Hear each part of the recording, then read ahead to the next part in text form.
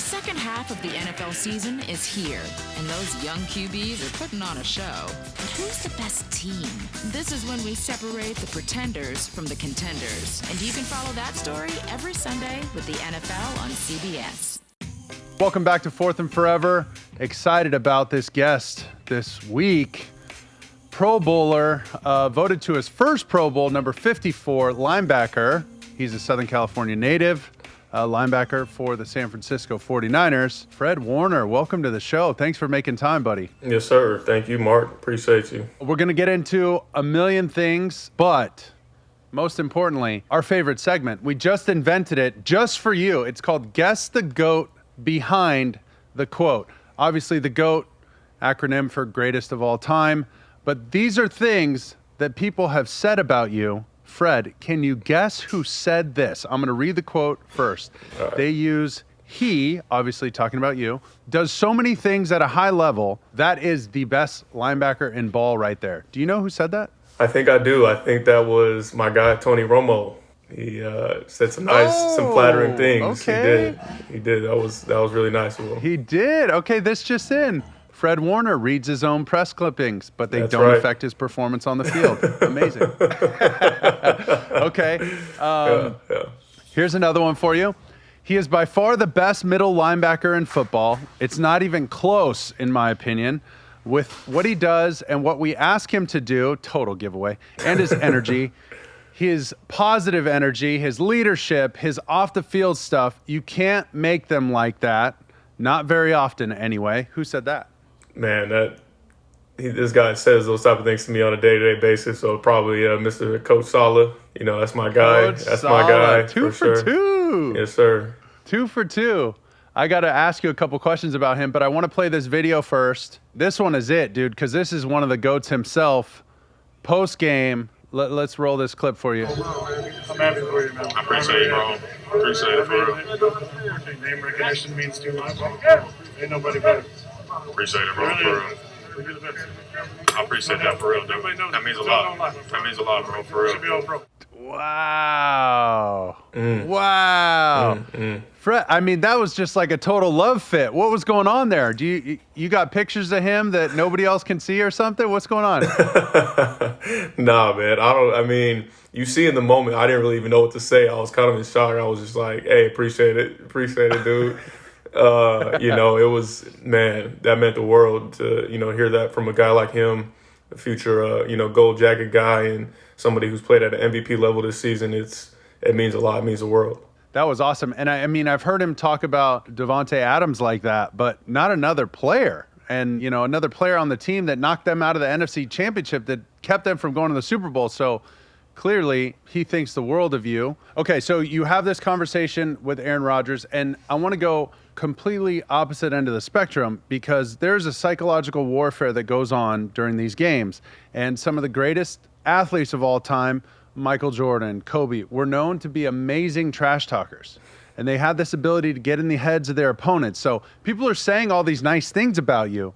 But on this show, we're going to unmask you and let people know that you're really a jerk on the field. What is that all about? Right. What is that all about? Because you like to talk. Is that for you? Are you talking like you're obviously directing your words at someone else, but is that motivating for you? Or are you just trying to like ruin their Sunday? Explain some of that. Yeah, I mean, it's not a ton of trash talk. I do try to give an extra little nudge, or if I'm getting up off a pile, I might try and apply a little bit more pressure. And it's just those little things that are little. They're just little, but they just annoy the heck out of somebody, And it's just me just having fun out there, trying to get any type of edge I can, I guess. I love that. So you'd never believe it now, but I used to be like 6th, 7th man on our basketball team. I would go in, use all 5 of my fouls. I would inbound the ball, chuck it down the court if I could to give us easy, fast break opportunities. And my job was to use all 5 fouls on the opposing team's big man. And so I would sprint down the court and take his position in the block so he'd have to be a couple feet farther away. Our guys would be shooting free throws and they should have the low position, and I'd go stand in the low position until somebody moved me. And then when I did get moved, I'd like wipe my sweat on the guy. If I ran through a pick, I'm grabbing the other guy's wrist and throwing it down, looking at the ref like, hey man, he's holding me, And the whole idea was just to get their guy out of his rhythm, out of his comfort zone, just to piss him off, because that guy's going to score 30 points on us if we just let him. So that was my goal. I see a little bit of that in you, and I love it. When I watch you play, I love it. Just the extra little nudge. You know, you come through the middle of the field, you ain't going through here without a little something, you know? So that fires me up. And then talk to me more about your mindset, because you're obviously a competitive guy. You want the edge. You want to be, you know, you're physically strong, but mentally as well. I know you've worked with a mental coach and sports psychologist in the past. What was that experience like, and how has that helped you on the field? Yeah, I think the game is just so mental, right? You know, it is about the physicality part of it, and you're playing against some of the most physically gifted people in the entire world, you know. But I think it's 90% mental, because when you're out there, things are moving so quick, and there is that mindset part to it. And I think working with a psych coach and trying to get my mind right, just to really just be in the moment, you know, not letting the outside factors affect how I play on the field, and just really taking it one rep at a time while I'm out there, so I can maximize that rep, you know. And so, and it all begins in practice, you know, at the beginning of the week. That's how you prepare for the game to be able to perform at such a high level. I love that. And it looks like by the time the game arrives, you're literally like jumping out of your skin, ready to roll. Are you one of those guys that needs like the first physical hit? Like you want to knock somebody out, or you want to get knocked on the ground one time? Or how does it work? Like where you know, like, all right, I'm in the game, it's on, let's roll. Do you know that in warm-ups, or does it have to, like the whistle has to blow? What is it? Never do I want to be on the ground, knocked on the ground, I'll say that. You know? But I do like it when we happen to win the coin toss and we get to go out there first on defense, just to get that, because you want to get that first hit in, just to kind of just settle in and be like, okay, boom, I'm ready to go. Like, got that first hit in. You know, I'm always ready to go. As soon as we run out that tunnel, my mind's locked in. I'm ready for whatever. I love that. So us wimpy quarterbacks, sometimes, you know, we like to get an easy completion, get things rolling, and then, you know, just get touched a little bit, enough to kind of fall down, you know, stumble a little bit. And then I'm like, all right, cool. My jersey's dirty. I'm in the game. Let's roll. Okay, let's roll. No doubt. Just from our perspective. So you can take that and throw it in the trash. It's all good. But let's talk about some teams. You guys had some struggles this year, but the 49ers and the Eagles were in some tough scenarios this past weekend, and the way the Eagles handled it, at least from an outsider's perspective, it seemed a little strange. Have guys been talking about that? Have you seen what they did, where they took Jalen Hurts out and put in Sudfeld at the end of the game? It seemed a little weird, no?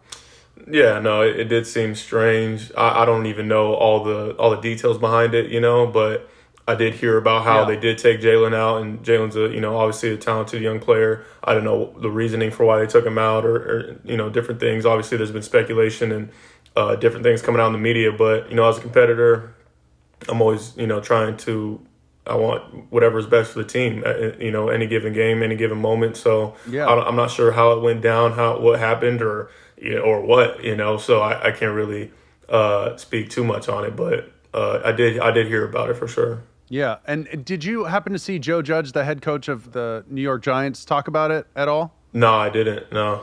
Okay, so he brought up some amazing points, and he's talking about, he went off. He was obviously emotional and upset, and if the Eagles win, the Giants are in the playoffs, and the Washington football team, we're giving them every opportunity to win the game. And in the last drive of the game, you take out the quarterback who's kept you in this game and put in your backup. But then after the game, you're talking about, hey, we're playing to win.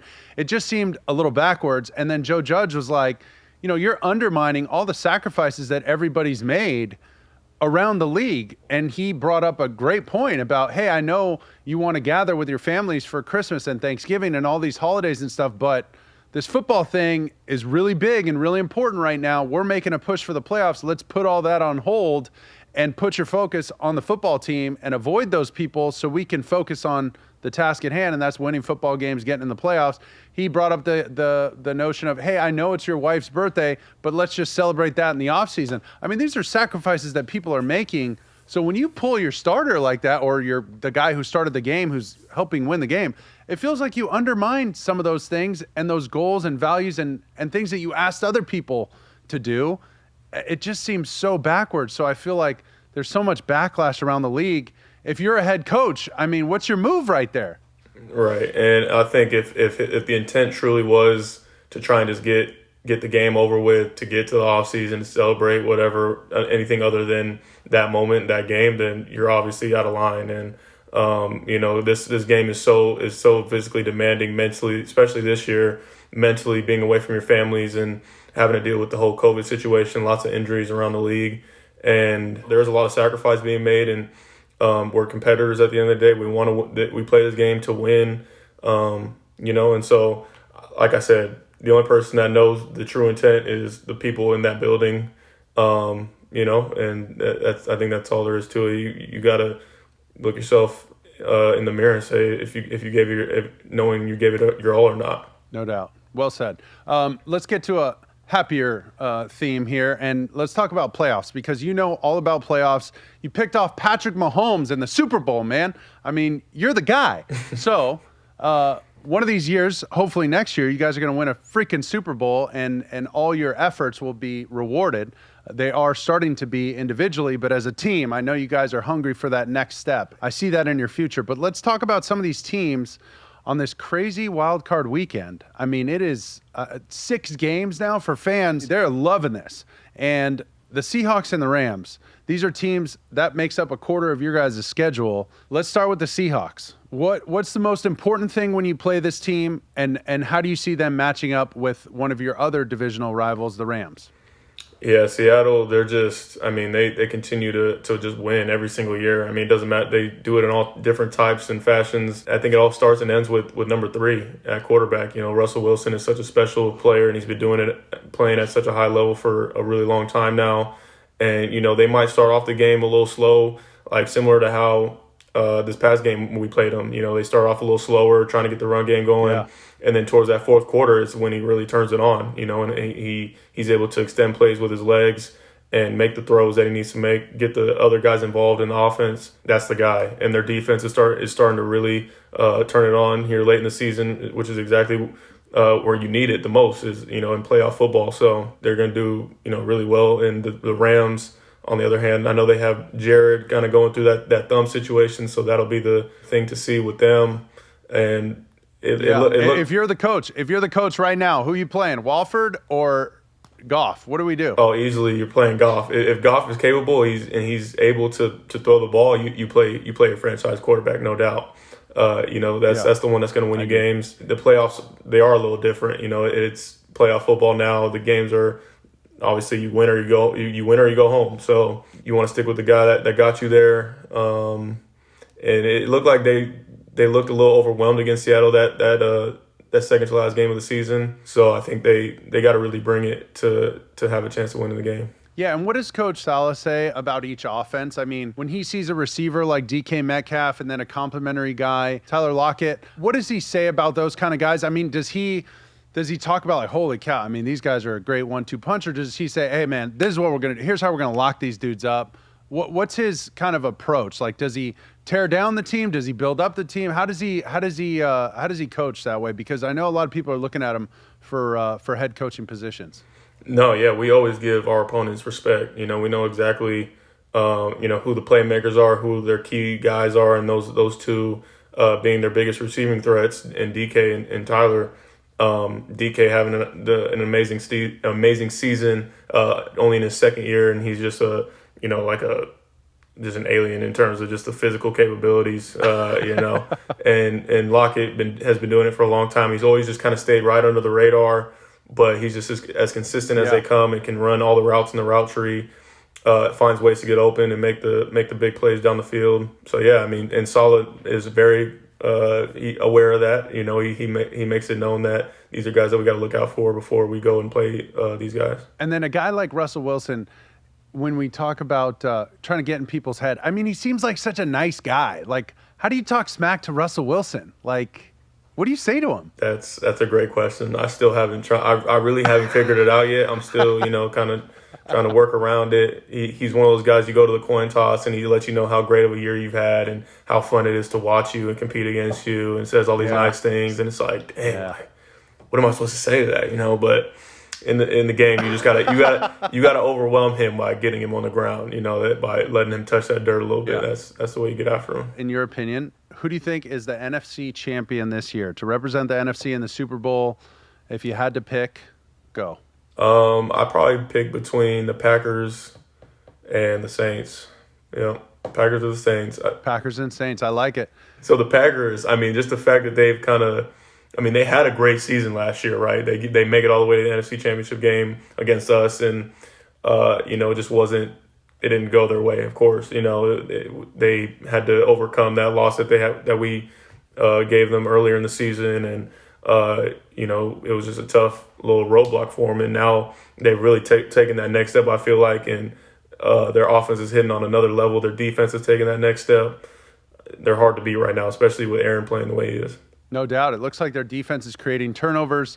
Amos is totally living up to that contract, it looks like. I was with him in Chicago when he was still kind of coming up, but that guy's worked so hard and made a name for himself. But you nailed it. They look like a more complementary football team, a little more like you guys did last year, and that's why you represented the NFC. What about moving over to the AFC? Do you think anybody has a chance to beat the Chiefs? Maybe anybody you guys have played, anybody you think would take the AFC by storm and represent them in the Super Bowl? The Chiefs look pretty dominant right now, but if there's one team to give them a run for the money, I feel like I picked the Bills. I put my money on the Bills there. They look really, really good right now. Josh Allen's had an outstanding season, been up there in the talks of the MVP convo, having a new receiver under his belt with Stephon. They gave us that work when we played them, and unfortunately it sucks to say that, but I think their defense is pretty darn good, and just the way that the offense is humming right now, they're going to be one to watch. That's awesome. And just for your information, sidebar here, Josh Allen, a graduate of this show, we interviewed him this past offseason. Look how things went. His trajectory's going up. Yeah. So, Fred Warner, you think your career is going well now, just wait till next season. All right? That's all I'm going to say about it. That's all I need. But in a recent interview, you mentioned that you look forward to coming back 10 times better. You have, I'm sure, some personal goals and team goals. I'm sure you guys have your exit meetings and all that going on. As someone on the outside, explain the culture that John Lynch and Coach Shanahan have created in San Francisco and why you're so excited to be there. Man, they've just literally created such a tight-knit group of the right people. The whole organization, players, coaches, personnel, everybody's just good people, and not to say that there's not good people all over the NFL, but I haven't seen anywhere else where it's this tight-knit of a group, especially with, there's other things than just playing football in the NFL, right? There's people trying to feed their families and get paid and things like that. But this is such a first-class organization. Kyle is one of the realest coaches I've ever had. And, as a head coach, that's big. And to be able to stand in front of a group and command their attention just by being yourself, it means a lot, and have total respect for him. Love our defense, the way that we compete, and the culture that we have of just going out and hunting on game day. Is we don't do a lot, but we're gonna do it fast. We're gonna do it physical. We just have smart players. So I just love being a part of the organization and part of this team. That's great. And then, if you've worked at a job, you need some sort of character reference, right? And you put somebody's number down there, and usually they try and get somebody who's not a family member, but somebody you've worked with or whatever. So for Coach Saleh, who's going on all these interviews, if I'm the GM of the Chargers and I said, hey, Coach Saleh listed you as a reference for him in this interview, Fred Warner, I'm going to call you up and I'm going to say, what does he bring to the table? Can he be a head coach? What are you going to say to the owners and GMs when they say, hey, what separates this guy as a person, as a coach? What impact has he had on you? And any particular story that you have that you'll always remember that helps reinforce what you believe about Coach? What would that be? What would you tell that GM? Man, put it on the spot, man. That's a good question.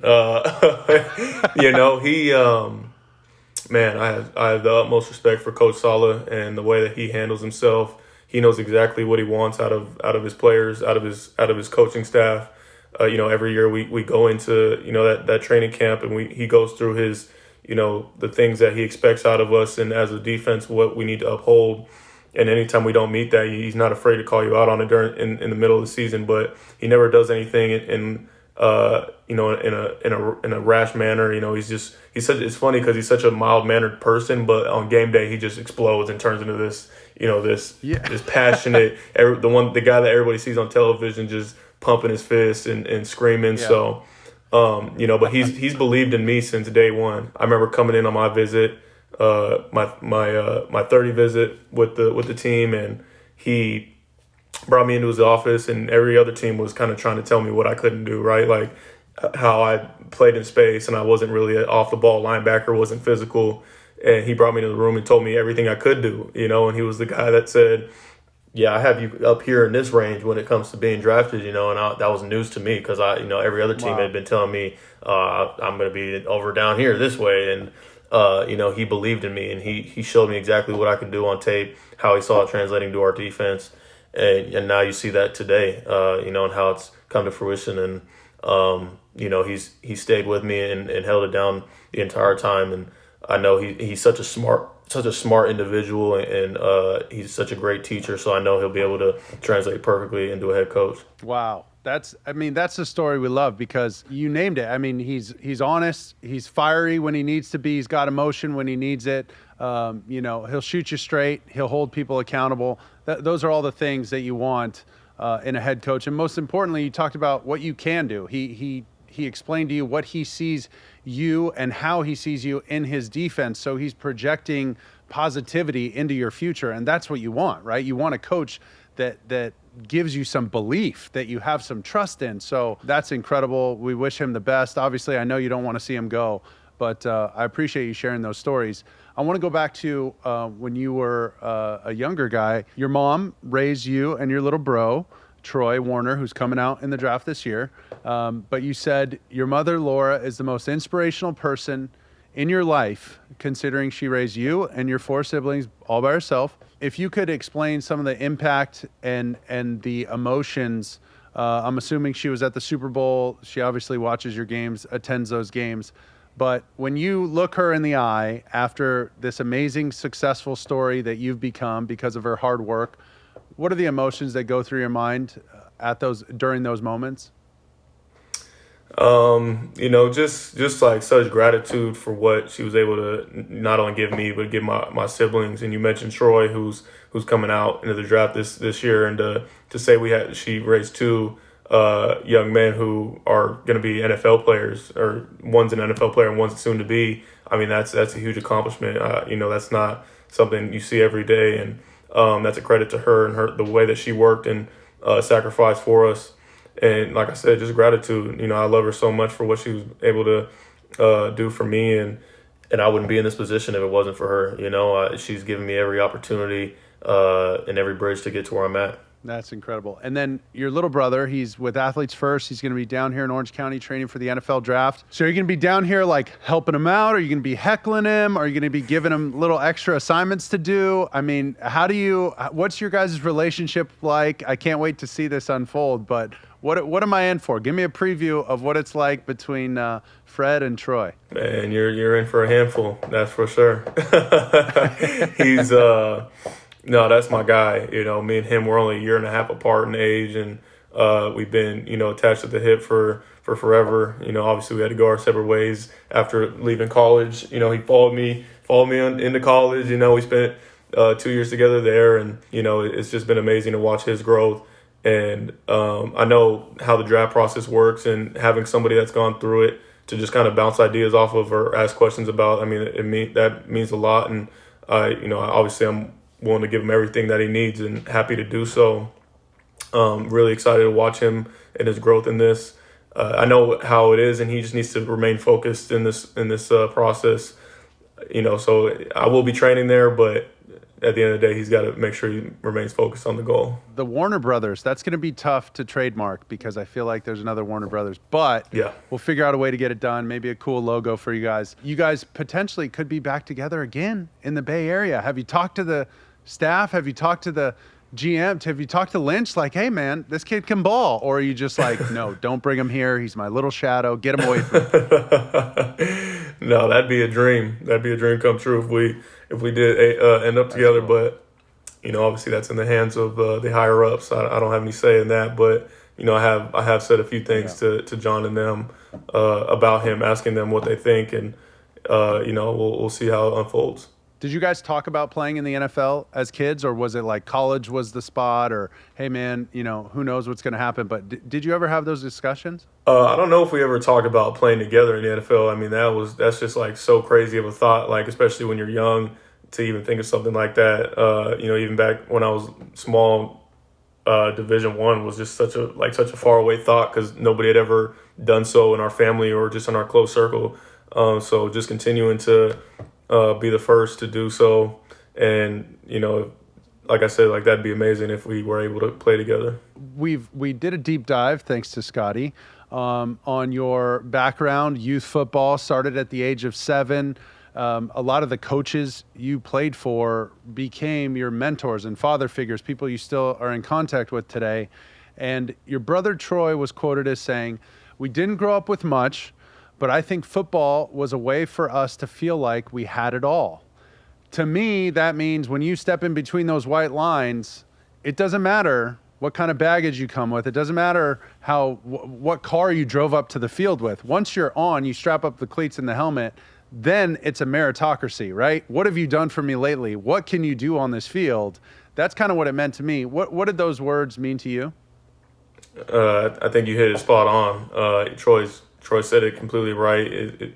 Every time you step in between the white, you don't have any worries or any thoughts about what's going on outside of that. You just literally get to go out there and have fun, run around with pads and cleats on and play ball. It doesn't care who you are, where you come from, your background. It just matters. It cares about what type of work you put in and, the passion that you bring when you do step in between the white. So, I think that's kind of how he put it. And what about, so you're a man of strong faith. You went to BYU. You attend the Church of Jesus Christ of Latter-day Saints. You told somebody at your ward at an early age, you said, I want to play Division I football and I want to play in the NFL. And a BYU alum from this ward contacted BYU and the coaching staff about you, and that eventually led to your scholarship after you had already been offered by New Mexico. Boom. Then you get this BYU scholarship. Then SC comes along, and you just gave us the stiff arm. You didn't even give us a chance. But that's okay. And now you're up there with the likes of, the Detmers, Steve Young, Zach Wilson, who we'll talk about in a minute. But what is your faith? What does BYU mean to you, and how you've got to this platform in the NFL? Where does BYU sit, in your hierarchy of people and the church that's helped you get where you are today? Oh, it's up there. It's up there with everything else. I think there's steps that you have to take to get to the point I'm at right now, and that's right up there with all of them. I'm so grateful for BYU and the opportunity they gave me to, receive a scholarship, get a degree, and ultimately play football at a high enough level to be drafted in the NFL. So grateful to them. Got to shout out Brad Corbett. He's the one that was in my ward who believed in me. He's been a family friend my entire life. Love him to death. And I think everything happens for a reason. I never look back and think, I wonder what happened if I went to SC or, just different things like that. Well, I do. Yeah. And I did get SC a chance too. I took an official there. They were going through a coaching change with Sarkisian and things like that. So it just didn't work out. That was actually my dream school growing up though. So I will say that it was cool to just even have their attention. But ultimately, I think I chose the right decision because it brought me where I'm at today. Steve Young, 49ers, legendary player in the NFL. Have you talked to him at all since you've been a 49er? And were you nervous, or did you try and play it cool? Like, hey, what's up? Go Cougars, Or what did you say? Oh, man. He came and talked to us, the 49ers. It was last year, I think during the playoffs, or maybe week 17. I can't remember exactly. It was one of those key games, right? And Kyle brought him in to talk to the team, and I remember coming up to him after the speech, and he, I was like, hey man, go Cougs. He's like, hey, you're a guy. I appreciate you representing BYU, and you got to just keep your head down, keep going, keep grinding. And I was like, yes sir. It meant a lot coming from a guy like him who's been a legend here and at BYU. No doubt. And I feel like we talked about this at the beginning when people start to recognize you. It's one thing where people in the media are like, hey, this guy's good. But then when it's, players on your own team, but then you start getting your opponents, right, your peers, those are the ones who voted you number 70 in the top 100 after last year. I mean, those kind of things are really important. That's when you know, like, hey, man, what I'm doing is working. I just got to keep at it. So I love that Steve said that to you. If you're going to pay it forward to this young kid, Zach Wilson, where do you see him? Obviously, I'm assuming you watch some of his games. He is an electric player and fun to watch. He's got a little bit of that Manziel kind of like playmaking ability, but he's so sharp and so accurate. Man, he's going to be fun to watch. Where do you see him going? Have you talked to him at all? And obviously, I'm assuming you root for him. Oh, absolutely. And I think he came in right as I was leaving, and him and my brother are good friends. And, I've really enjoyed watching him this past season. Just all success is well-deserved, well-earned because, he went through a hard time where he was dealing with some injuries and was getting a lot of slack from, the fan base and the media. But he came in this past offseason and really dialed in, put the work in, and it showed. And so I'm really excited for what is to come for him. I know wherever he lands or ends up, it's going to be amazing to see because, he's got all the tools you would want in a franchise quarterback, especially with how the game's going and, towards that mobile quarterback and the playmaking ability of Zach and the competitiveness of him. I think he'll do great. That's awesome. And then for people on the outside, seeing so many guys slip up when they're 24 years old, playing in the NFL, you get some money in your pocket. In the past, we've seen so many guys make careless decisions, make mistakes with their finances as well as their career. I mean, how do you stay grounded at such a young age while your stock is rising so rapidly? I think just remaining humble, knowing that it's never just me who's able to do the things I do. I put my faith in God and wouldn't be able to do everything I do if it wasn't for him. I have a great group around me in terms of my family, my friends. I surround myself with the right people. I think that's what allows me to just, stay exactly where I need to be. And what about some impact from NFL vets that you've been around? Somebody that came to mind for me was Quan Alexander, but guys who helped you feel more comfortable and confident in the way you carry yourself on and off the field. Any other guys like that, or you obviously have a relationship with Quan, but anybody else you watched when you got in the league, like, dang, that guy gets it. Look at how much time he spends on his body and working out and stretching and whatever it is, cold tub, hot tub, whatever. Look at this guy. Look at the way he studies. Can you name a couple of those guys that you've kind of patterned your routine after? Well, Quan was a huge part in my development, as a young guy, him coming in and just bringing that swag and that, just kind of bringing that out of me, just that dog in me, that's something that I can't thank him enough for, and I think another guy, Malcolm Smith, Super Bowl MVP, that's a guy that I'm forever in debt to as well, because just the way that he was a mentor to me in my first year as a rookie. I came in and he was in line to be the Mike that year. He ended up getting hurt and I was the next in line, and I kind of just took it and ran with it. And he never once tried to put me down or not be there for me. He literally was right there by my side the entire way. And, that just shows his character and the type of person that he is. He's done everything the right way. He has a family, and he's had lots of success in the league and did really well with the Browns. And they're obviously going to the playoffs now. So I'm hoping for success to him and can't thank him enough as well. Bobby Wagner was a guy I studied in college and continue to try and pattern my game after, and to see him kind of giving me some respect and it's literally just like, I can't believe it. It's kind of surreal just to have a guy that I've looked up to for so long, and that's kind of just like my big bro now. Like I can text him or call him whenever and he'll pick up, and we just literally just chat it up, bounce ideas off of him, and it's awesome. Were you a little nervous to talk to him? Because you go see him twice a year. The first time you guys interacted, how did that happen? Did you just straight up ask for the digits? How did that work? Bro, give me some advice. What's your number? No way. He, I forget how we even exchanged numbers. I think he ended up telling me happy birthday on Twitter or something like that. And so we just ended up just kind of chatting through that. And, we've chatted after the game before, especially this season. In the past, I might have come up to him and been like, hey, man, respect your game a lot. And it's just like a quick little brief encounter, but it's grown since then. And so much respect for him. And he's another guy who's not afraid to really, give you any type of like tips or, bounce ideas off of. Because some guys are just like, I don't want to give too much away of my game and trying to stay at the top. But he's one of those. He's not afraid to share, and that means a lot to me. Look at that. People slide into other people's DMs as a form of respect. So we should all keep that in mind. Yeah. To keep things in perspective. Are there any other charity things that you're involved with? Websites, groups, anything that's worth mentioning that you'd like to get out there? We're happy to talk about it. I don't have any foundations I've started yet. I've been trying to think of exactly what I want to do in terms of in that area. I do so many different things with the Niners to try and help out wherever I can.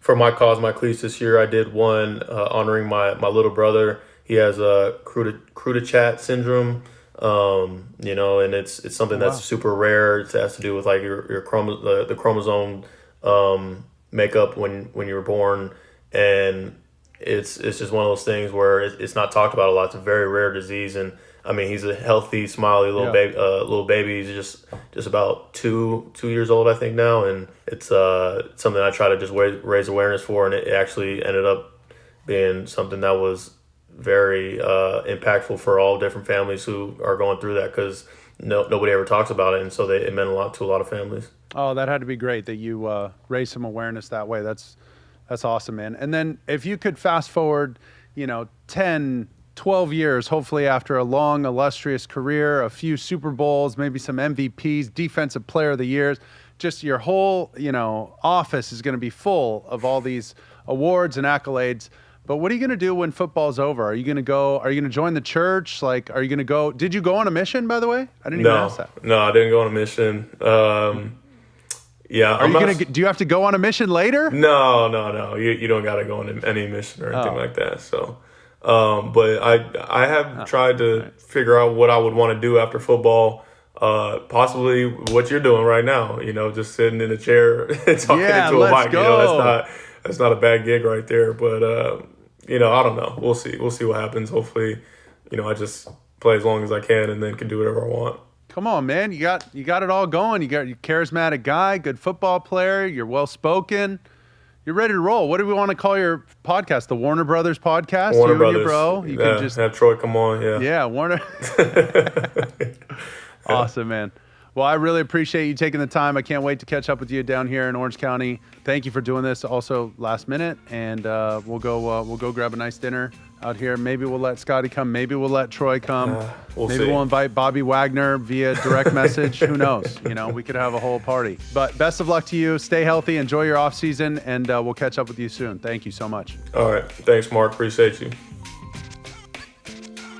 Like, share, subscribe, at Mark_Sanchez, at Fourth and Forever, Instagram, Twitter, all that. You know where to go. Thanks again for having us, and we'll see you soon.